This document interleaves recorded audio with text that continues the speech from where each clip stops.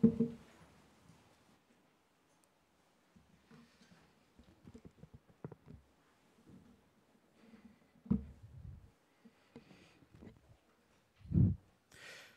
저는 여러분과 함께 요한계시록 14장에 있는 말씀을 가지고 천사가 해준 이야기, 그 첫 번째 이야기라는 제목으로 함께 말씀을 나누기 원합니다. 이번 기회는 우리가 새 천사의 기별이라고 부르는 이야기에 대해서 공부하고 있죠. 천사들의 해준 이야기, 과연 그 참된 의미와 또 그것의 중요성은 어떤 것인가, 우리가 하나씩 확인해가고 있는 과정에 있습니다. 요한계시록 14장 6절과 7절에 있는 말씀 모두가 잘 아실 것입니다. 이렇게 기록되어 있습니다. 다른 천사가 공중에 날아가는데 땅에 거하는 자들 곧 여러 나라와 족속과 방언과 백성에게 전할 영원한 복음을 가졌더라. 그가 큰 음성으로 가로되 하나님을 두려워하며 그에게 영광을 돌리라. 이는 그의 심판하실 시간이 이르렀음이니 하늘과 땅과 바다와 물들의 근원을 만드신 이를 경배하라 하더라. 여러분 잘 아시는 기별입니다. 첫째 천사의 기별이라고 부르죠. 오늘 이 기별을 처음 천사가 소개하면서 성경은 이렇게 그 기별을 표현합니다. 영원한 복음이다. 복음이라는 것은 하나님에 대한 음성 계시입니다. 그리고 그것이 문자로 기록된 것을 우리는 성경, 특별 계시라고 부르고, 그 다음에 그것이 하나님께서 만드신 수많은 피조물들을 통하여 천연계 속에 나타나는 것을 우리가 일반 계시라고 부르죠. 즉 뭐냐면 이 복음이라는 것은 하나님 그분을 드러내는 것을 의미합니다. 그래서 마가복음 1장 1절에 보면 하나님의 아들 예수 그리스도의 복음의 시작이라 라고 표현하고 있어요. 예수님은 이런 분이십니다. 예수님이십니다 라는 거예요. 우리가 소개할 때 그러시잖아요. 우리 임광훈 집사님이십니다. 그 다음에 어떻게 떼요? 그분의 우리 집사님의 어떤 뭐라고 할까요? 직업과 그분의 가족과 집사님의 어떤 여러 가지 특징들을 우리가 사람들에게 소개하면서 설명을 하는 것처럼 성경은 예수님이십니다라고 이렇게 소개하고 그것을 뭐라고 한다고요? 그것을 복음이라고 이야기한다는 것이죠. 그래서 이 복음이란 하나님의 아들 예수 그리스도다라고 성경은 분명히 정의하고 있습니다. 그러니까 다시 말해서 이 복음의 본질은 예수 그리스도라는 거예요. 천사가 가진 영원한 복음. 여러분 이 세상에서 아니 온 우주에서 영원한 것은 딱 하나밖에 없습니다. 영원한 존재는 딱 하나예요. 누구시죠? 하나님밖에 없으시죠. 그러니까 여기서 영원한 복음이란 제가 여러분에게 아무리 좋은 이야기를 해줘도 그거는 영원할 수는 없는 거예요. 그냥 복음 정도는 될 수 있겠죠. 기쁜 소식 정도는 될 수 있을 것입니다. 그러나 영원하려면 그것은 분명히 하나님의 속성을 지녀야 하고, 그리고 그 하나님의 속성, 그 영원한 영 속성을 가지고 계신 분은 유일한 하나님이신 분 것이라는 것을 성경은 분명히 말하고 있는 것이죠. 빛도 소리도 다 하나님으로부터 파생된 것들입니다. 하나님께서 말씀하시면 그 음성을 복음이라 이야기하고, 하나님이 기록하신 것을 우리는 성경이라고 이야기하는 것이죠. 그리고 하나님이 만드신 것들을 우리는 천연계라고 이야기합니다. 다시 말해서 이 영원한 복음은 예수 그리스도 그분 자체이시고, 그래서 이 오늘 말씀에 소개되는 것처럼 땅에 거하는 자들 곧 여러 나라와 족속과 방언과 백성에게 전할 복음을 가졌다라는 말은 다른 말로 바꿔 말하면 예수를 가졌다라는 말이에요. 뭘 가졌다고요? 예수를 가졌다라는 것입니다. 오늘 이진지 사님께서 안식일학교 시간에도 잠깐 소개를 하셨다는 것처럼 하늘에 가지고 가는 것은 무엇뿐이에요? 우리의 품성, 예수 그리스도 그 품성 그분밖에 없습니다. 그래서 이 첫째 천사의 기별에 가장 먼저 이 천사가 이 기별들을 세 천사의 기별들을 소개하면서 이것은 무엇이라고요? 이것은 예수 그리스도시다라고 얘기하면서 그것을 가졌다라고 이야기합니다. 여러분 우리가 누군가에게 뭔가를 전해주면 반드시 반응이 일어나게 되어 있습니다. 여러분 아이들에게 맛있는 것을 한번 줘보십시오. 아이들이 어떤 반응을 보이는지. 여러분, 우리가 무언가를 받으면 반드시 반응이 오게 되어 있어요. 그것을 가지든지 아니면 버리든지.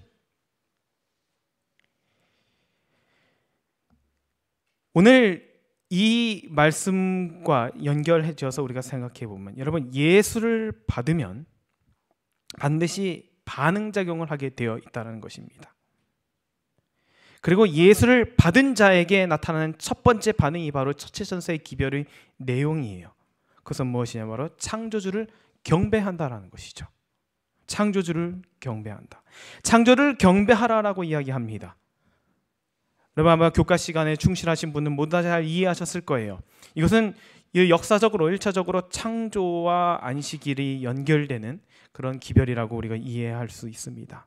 그래서 안식일이 회복되고 그런 역사적 사건이 일어나고, 근데 이거는 넓은 범주에서 일어나는 사건입니다. 성경의 모든 사건들은 다 역사적인 사건임과 동시에 개인적인 사건임을 여러분 분명히 기억하셔야 합니다.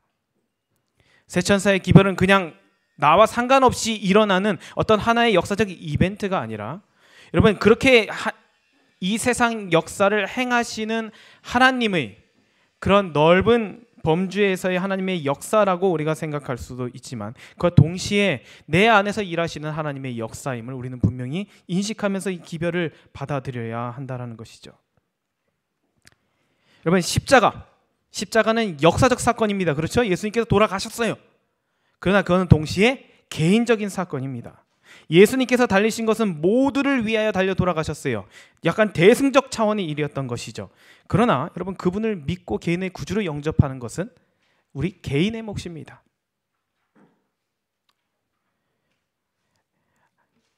이 첫째 천사의 기별은 안식일을 우리에게 기억하도록 합니다. 안식일은 어떤 날인가?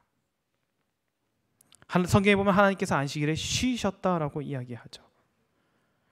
그래서 쉼의 의미는 여러 가지로 해석될 수 있습니다만, 제가 한국에서 휴가를 보내는 기간 동안 저희 부모님께서 하시는 과수원에서 잠시 일을 도와드린 적이 있어요. 잠시 쉴 때 말이죠. 저희가 사과 과수원이 있는데, 그 사과 과수원에 있는 것들을 이제 나무의 가지들을 정리하는 이런 일을 제가 도와드린 적이 있습니다. 그렇게 하다가 이제 너무 덥거나 또 목이 마르면 잠깐 쉬어요. 근데 여러분, 그 쉼의 시간에 잠깐 하는 것이 있는데, 그게 뭐냐면 내가 해온 것들을 잠시 바라보는 것입니다. 어떻게 잘 되었나 이렇게 되면서 지금까지 지나온 나무들을 바라보게 되는 것이죠. 여러분, 하나님께서도 안식일 날 그분이 만드신 모든 그 피조물들을 바라보시는 시간을 가지셨어요. 그렇게 창조 사역을 마치시고 돌아보시는 것입니다. 잠깐 돌아서 지금까지 그분께서 만드신 것들을 친히 바라보신다라는 것이죠. 그리고 그 반대편에는 무엇이 있어요? 첫째 날부터 여섯 번째 날까지 주님께서 창조하신 그 피조물들이 순서대로 쫙 펼쳐져 있는 것입니다. 그리고 그 가운데 누가 있어요? 가장 마지막에 창조되었던 사람이 딱 하고 서 있는 것이죠. 그러면서 사람이 하나님을 마주하는 것입니다. 그것이 안식일이에요. 그 안식일 하나님을 마주 바라보면서 무엇을 확인하냐면, 그분은 창조주이시고 나는 피조물이라는 사실을 확인하는 것입니다. 사람이 서로 마주보면 확실해요. 여기서 이렇게 제가 여러분을 맞이하고 있어요. 저는 말하는 사람이 여러분 듣는 분들이십니다.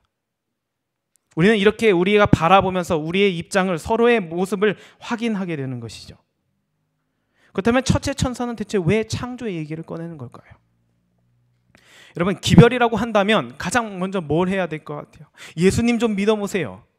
그렇죠? 첫째 천사가 날아가면서 예수를 믿어라, 아니면 십자가를 좀 기억하라, 뭐 이런 기독교적인 뭔가 메시지를 던질 법도 한데, 왜 이런 말이 아닌 가장 먼저 던지는 말이 창조주를 경배하라 말하는 거예요.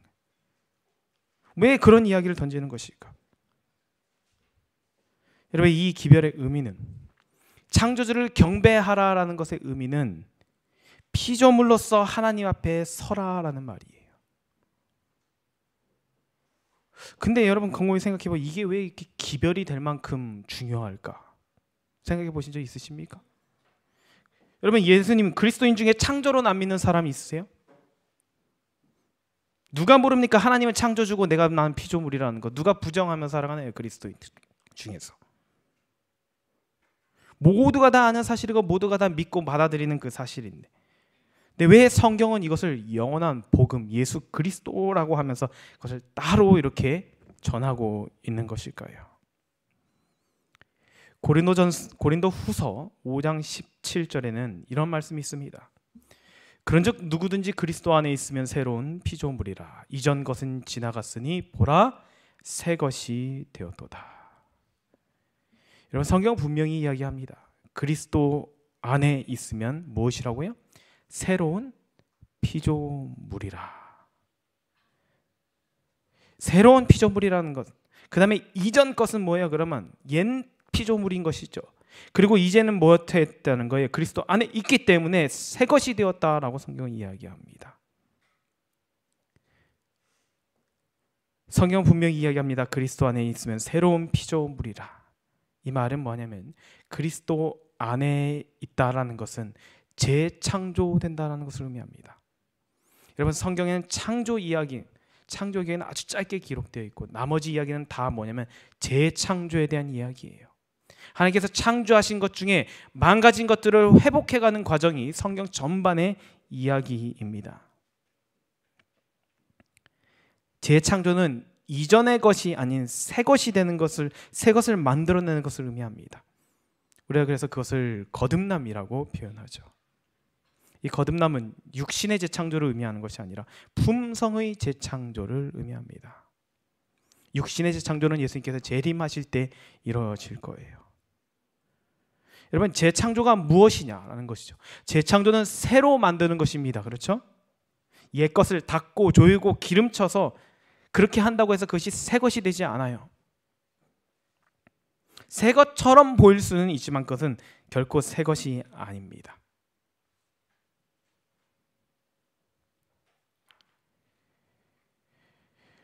우리가 기독교에서 가장 중요하게 여기는 구원론 가운데 하나의 사상은 무엇이냐면 바로 믿음으로 말미암는 의입니다. 믿음으로 구원을 얻는다.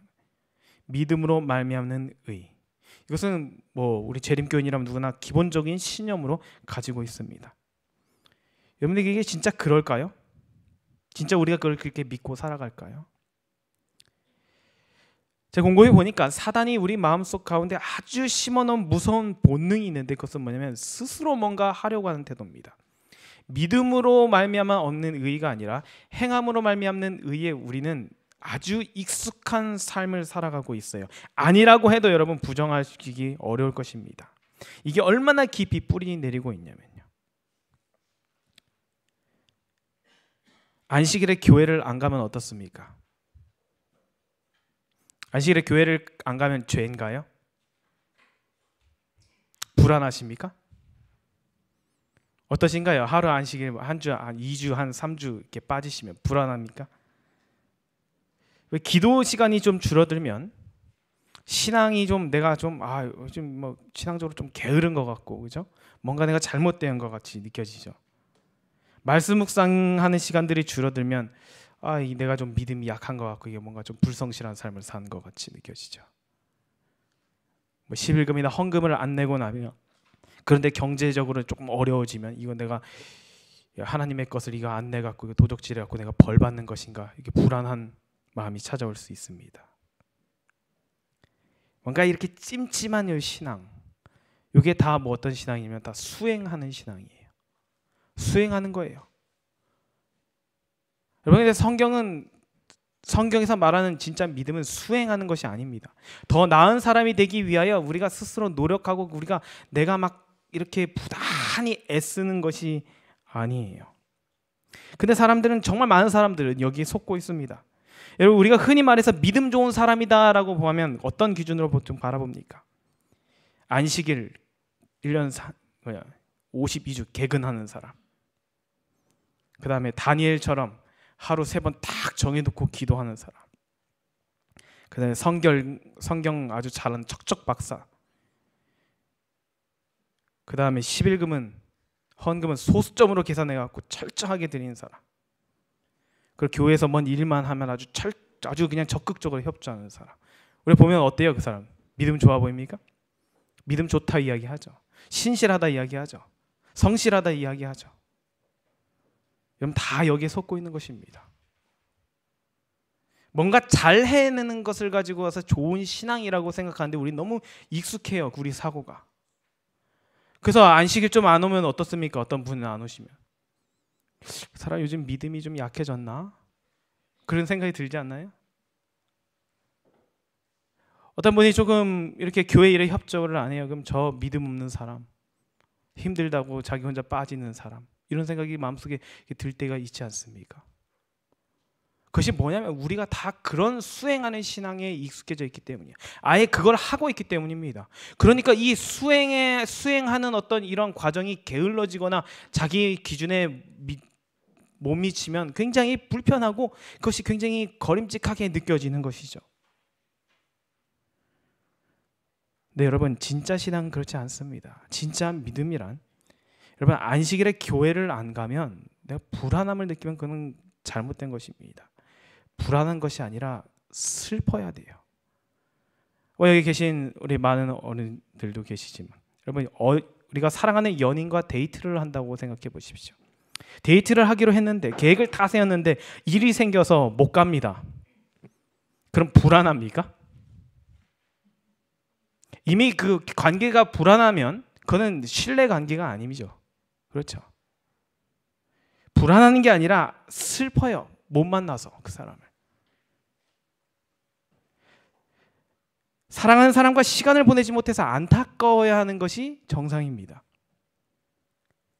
내가 너무 바빠서 어쩌다 기도 시간이 줄어들고 있는 것 같으면 신앙이 좋지 못하다고 내가 자책하는 것이 아니라 하나님과 더 많은 시간을 보내야겠다는 결심과 그 결심이 행동으로 이루어지는 것이 바로 올바른 신앙입니다. 그리고 그 하나님과 함께 보내는 시간을 방해하는 것들을 과감히 하나씩 없애는 것이 그것이 신앙의 모습이에요. 그래서 데이트에 방해하는 모든 약속들은 다 취소하는 것입니다. 말씀을 못 읽으면 영적으로 배고픔을 느껴야 정상입니다. 그래서 얼른 식사부터 해야 돼요. 다른 거 다 제쳐놓고 하나님의 말씀을 섭취하게 먹기 위하여 달려들어야 하는 것이죠. 근데 보통 어떻게 합니까? 내가 좀 게을렀나 봐. 하나님 죄송해요. 회개합니다. 그게 회개인가요? 내가 수행을 잘 못해서 하나님께 미안한 마음과 죄책감과 부담을 갖는 것은 진정한 신앙이 아닙니다. 11금이나 아니면 헌금을 안 내면 하나님의 사업이 지체될까 염려되고 내가 도움이 필요한 것에 어떠한 결핍이 생길까 걱정이 되어야 하는 것이지, 그것이 마치 하나님 앞에 죄책감으로 들고 그것이 우리의 어떤 큰 부담과 나의 성실함을 증명치 못하는 나의 불성실을 이야기하는 것처럼 느껴진다면 여러분 그것은 다 옛것의 삶입니다. 다 옛것의 삶이에요. 왜요? 내가 한 거거든요. 다 내가 한 것입니다.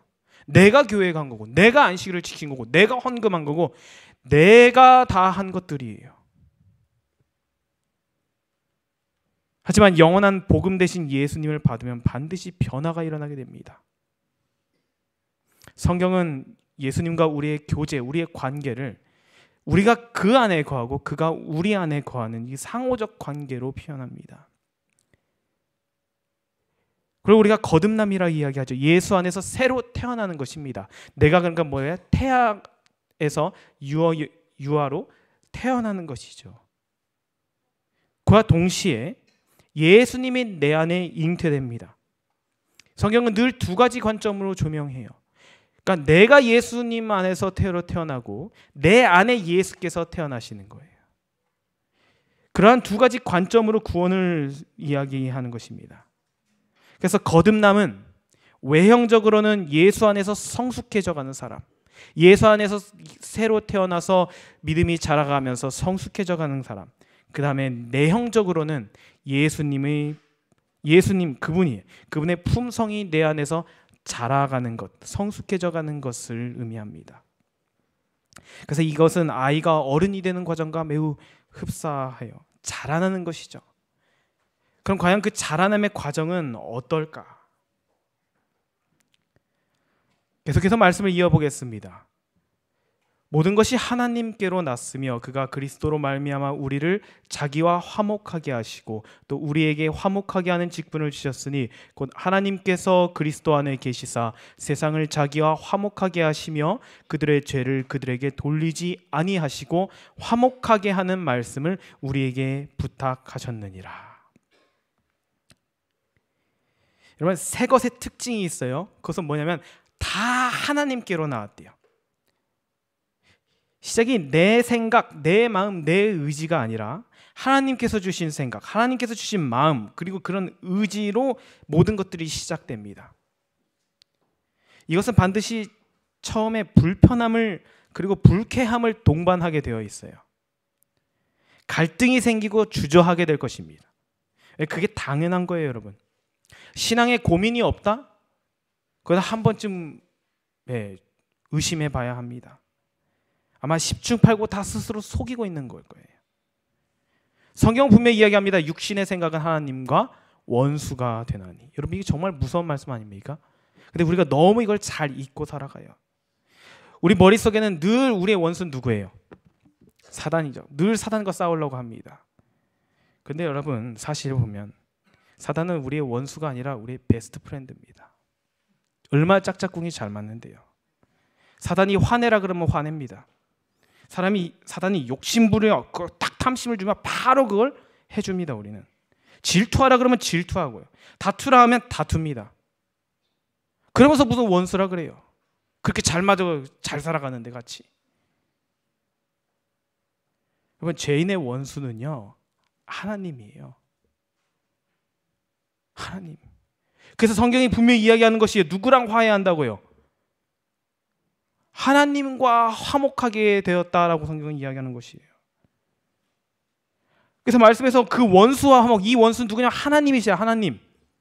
나랑은 전혀 맞지 않는 그 하나님과 내가 맞추어가는 것이 신앙이라는 것입니다. 그래서 자꾸 사단이랑 싸우려고 하지 마세요. 이미 우리는 사단의 편입니다. 자꾸 아군끼리 싸우려고 해요.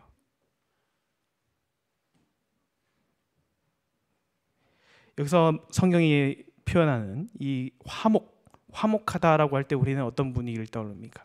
아주 뭐라고 할까요? 이제 따뜻하고, 그죠? 아주 사이 좋은 것을 생각하지만 사실 원수와 화목하는 그 과정은 그렇게까지는 부드럽지 않습니다. 굉장히 어려워요, 그렇죠? 그리고 큰 결심이 따르게 되는 것입니다. 이 화목이라고 번역된 이 헬라어 원어는 카탈라소라는 단어인데, 이 카탈라소는 네 가지 뜻을 가지고 있습니다. 바꾸다, 교환하다, 그리고 스스로 화해하다, 화해시키다라는 의미를 가지고 있어요.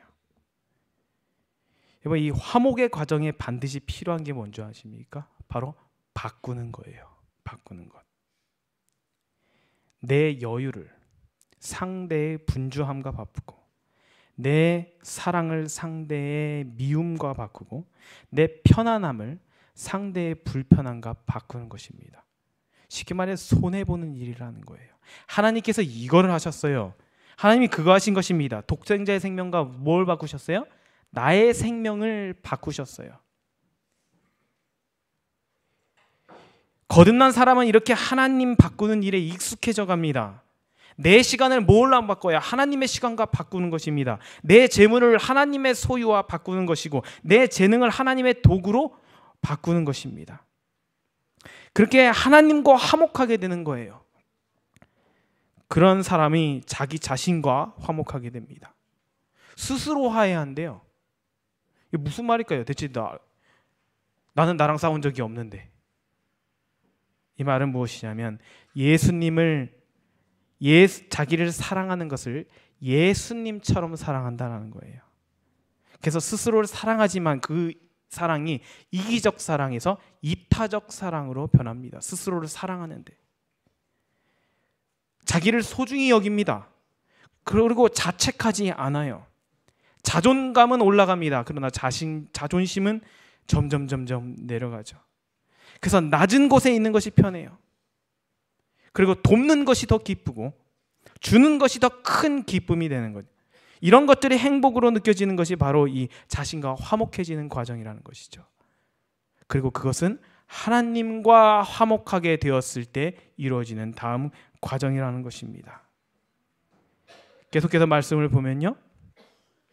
그러므로 우리가 그리스도를 대신하여 사신이 되어 하나님이 우리를 통하여 너희를 권면하시는 것 같이 그리스도를 대신하여 간청하노니 너희는 하나님과 화목하라. 하나님이 죄를 알지도 못하신 이를 우리를 대신하여 죄로 삼으신 것은 우리로 하여금 그 안에서 하나님의 의가 되게 하려 하심이라. 여러분, 굉장히 놀라운 말씀입니다. 하나님과 화목하라. 이 말은 뭐냐? 하나님과 좀 바꾸라는 거예요. 하나님과 바꾸라. 간청하노니 너희는 하나님과 좀 바꾸라. 무엇을요? 너희의 죄된 품성을 예수 그리스도의 품성으로 바꾸라라는 것입니다. 여러분, 그것이 십자가의 의미예요. 십자가는 이 세상의 시시한 것들을 처리하라고 하는 예수님께서 달려 돌아가신 것이 아닙니다. 이 십자가에서는 인류 역사 최대의 거래가 이루어졌어요. 우리의 죄와 하나님의 의가, 예수 그리스도의 의가 교환되는 것입니다. 그래서 뭐라고 하셨어요? 하나님께서 죄로 삼으셨대요, 예수님. 그러니까 예수님은 우리의 죄를 가져가시고 그분의 무엇을 주신다고요? 의를 주시기 위하여 십자가에서 달려 돌아가신 것입니다. 그게 십자가의 의미라는 것이에요. 여러분, 죄를 가져오는 것으로 끝나는 것이 아닙니다. 이것은 교환이 아니에요. 일방적인 헌납이지. 하나님은 교환을 원하셔요. 내가 죄를 가져갈 테니 너는 무엇을 가져가라? 의를 가져가라. 이거는 예수 그리스도의 품성을 의미합니다. 다른 말로 나의 죄된 품성과 예수님의 흠없는 품성이 교환되는 곳. 이걸 신학적 표현으로 죄의 전가, 의의 전가라고 이야기해요. 죄가 예수께로 전가되고 의가 나에게로 전가되는 것. 그것이 십자가의 사건입니다. 그래서 예수님이 뭐가 되셨어요? 죄가 되셨어요. 내가 뭐가 됐어요? 의가 되었다고 성경 분명히 이야기합니다. 역사적인 사건이 실제적인 사건으로 일어나는 것. 이것을 바로 거듭남이라고 이야기하는 거예요. 그렇게 해서 새롭게 태어난 것이죠. 여러분, 이 거래는 꼭 공동구매랑 비슷합니다. 제가 요 며칠 전에 너무 추워갖고 따뜻한 이불을 하나 주문했습니다. 공동구매에서. 모든 사람들이 필요해요. 인기가 많아요. 그래서 막 빨리 마감이 됩니다. 모두의 필요를 위해 한 번에 신청받고 한 번에 주문을 합니다. 그래서 한국에서 아주 좋은 상품을 싼 가격으로 가지고 와요. 근데 여러분, 중요한 것은 구입 비용은 누가 냅니까? 다 같이 모아서 내네? 아니요, 내가 내는 거예요. 내 이불값은 내가 내야 됩니다. 다른 사람이 일불도 보태주지 않아요. 따로 그 계좌로 내가 내야 할 금액을 정확하게 입금을 해야 합니다. 이렇게처럼 예수님의 품성을 교환하는 데 있어서 우리는 무엇해요? 구입 비용으로 나의 품성을 지불해야 합니다. 시대소망 762페이지에는 다음과 같이 말씀하셨어요. 율법은 의, 즉 의로운 생애, 완전한 품성을 요구하지만 인류는 그 요구에 미칠 수 없다. 인류는 하나님의 거룩한 율법을 충족시킬 수 없다. 그러나 그리스도께서는 인간으로서 지상에 오셔서 거룩한 생애를 사시고 완전한 품성을 개발시키셨다. 그리스도께서는 그것을 받고자 하는 모든 자들에게 값없이 선물로 주신다. 십자가에서 예수님께서 완성하신 것이 뭐예요? 우리랑 바꿀 그것, 거래 품목을 예수님께서는 완성하신 것입니다. 그리고 무엇해요? 십자가에서 나와 바꾸자라고 부르시는 거예요. 나랑 좀 바꾸자. 그래야지 너희가 영원한 생명, 영원한 구원을 얻을 수 있으니까 나랑 좀 바꾸자라고 예수님께서 이야기하시는 것이죠. 여기서는 값없이 선물로 주신다라고 표현했지만 왜 그렇게 표현하셨냐면 바로 우리가 아무짝에 쓸모없는 무가치한 것으로 지불하기 때문이에요. 그러니까 예수님은 그거 못해요. 예수님은 쓰레기를 수거하시는 입장입니다. 여러분, 자동차 배터리 한번 바꿔보셨나요? 가면 새 배터리를 넣어주죠. 그 헌 배터리는 어떻게 합니까? 거기서 가져가줘요. 가져가줘야 우리가 편한 거 아닙니까? 그거 뭐 어디다 쓸 건가요? 창고에다가 보관할 건가요? 아니죠. 거기서 가져갑니다. 그것처럼 십자가에서 예수님께서는 그분의 품성을 내어놓으시면서 그 쓰레기 같은 그 아무것도 아닌 그 완전히 무가치한 것을 마치 지불하는 형식으로 우리에게 달라고 요구하셔요. 그리고 그것을 주님께서 가져가신 사건이 십자가의 사건이고, 그래서 우리가 의가 되었고 그분이 죄가 되었다라는 놀라운 기록이 성경에 있는 것입니다. 이제 말씀을 정리하면서 시편 51편 10절에는 이런 말씀이 있어요. 하나님이여 내 손에 정한 마음을 무엇하시고요? 창조하시고. 여러분, 창조주 앞에서 피조물로 서는 입장에서만 이 고백을 할 수 있는 것입니다. 나는 피조물입니다. 하나님 나를 재창조해 주세요. 다윗이 고백하는 것이죠. 내 안에 정직한 영을 새롭게 하소서. 여러분, 참 아름다운 말씀인데 이거 사실 별로 아름다운 분위기에서 한 거 아니에요. 이 말씀은 다윗이 밧세바와 동침한 후에 하나님께 드린 기도입니다. 다윗은 그 높은 위치에 있으면서 가장 그 대부분 남성 특유의 그 약점에 굉장히 많이 노출습니다. 그리고 나서 하나님 앞에 왔을 때 그는 하나님 제가 이랬습니다. 죄송합니다. 용서해 주십시오. 라고 그렇게 구질구질하게 자신의 죄를 변명하거나 그것을 마무리하려고 하지 않았어요. 그가 이야기한 것은 뭐예요? 하나님 저는 이번에 용서받아도 또 다른 밧세바가 나타나면 또 이럴 겁니다. 저는. 그렇잖아요? 회개하고 나서 그 회개한 죄를 다시는 안 지어본 적이 있으십니까? 맨날 하는 거 똑같이 해요. 화내고 나면 그 사람한테 화내고 나면 또 화냅니다. 그 미워하는 사람은 계속 미워요. 이래도 저래도. 왜냐하면 그것은 우리가 옛사람, 우리 죄된 품성을 그대로 갖고 있기 때문이죠. 그래서 다윗은 고백하는 것입니다. 하나님 이걸로 안 됩니다. 바꿔요 하나님. 하나님의 의와 저의 죄된 품성을 좀 바꿔주십시오. 아니 하나님께서 바꾸시겠다고 하니까 저 이거 좀 가져가겠습니다. 가져가 주십시오. 그 이후로 다윗은 그렇게 하나님께서 주신 그 품성으로 살아가기 시작합니다. 그래서 그의 말년에 아리따운 젊은 처자가 그를 복량했지만 성경이 그걸 왜 기록했을 것 같아요, 여러분? 그 수냄 여자 아비삭 동침하지 않았죠. 성경이 왜 그런 사생활의 그 은밀한 남녀 간의 관계의 문제 이야기를 할까요? 왜냐하면 그것이 다윗이 하나님께 매달린 큰 문제였기 때문입니다. 다윗은 그것을 하지 않았어요. 더 이상 하나님 앞에 범죄하기를 멈추게 됩니다. 그것은 자기의 의지로 한 것이 아니라 그가 하나님과 교환, 거래를 성립시켰기 때문이에요. 하나님께서 그의 죄를 가져가셨고 그는 하나님의 품성을 받았기 때문에 그의 삶 속에서는 하나님께서 보시기에 온전한 그러한 일들이 그저 드러난 것뿐이라는 것입니다. 사랑하는 성도 여러분, 이 시간 저는 우리 모두 함께 피조물로서 창조주 하나님께 나아가기를 초청합니다. 여러분, 그분의 음성을 들으십시오. 그분의 말씀을 읽게 되시기 바랍니다. 살았고 운동력이 있는 그 말씀이 우리를 재창조하도록 여러분 하나님께 그 문제를 꼭 가져나가게 되실 간절히 소망합니다. 안식일의 의미는 여기서 출발합니다. 그래서 새 천사의 기별에 가장 첫 번째 등장한 것이 바로 그 이유인 것이에요. 하나님의 것과 나의 것을 교환하라고 하는 것이죠. 피조물로서 서라. 제발 할 수 있는 것처럼 창조주 앞에 창조주처럼 서지 말고 피조물로 서라. 그리고 그분이 빚으시도록 허락하라라는 것이 첫째 천사의 초청입니다. 하나님의 시간과 나의 시간을 교환하고 나의 재물과 하나님께 드리는 그 소유를 교환하고 이렇게 교환을 하는 것을 성경은 오늘 우리 모두에게 권면하면서 그 교환의 삶으로 초청하고 있는 것입니다.